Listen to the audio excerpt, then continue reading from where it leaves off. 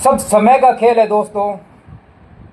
चाहे कितनी प्लानिंग कर लो, होगा वही जो समय चाहता है। हम करते वही है जो हम चाहते हैं, लेकिन होता वही है जो ईश्वर चाहता है।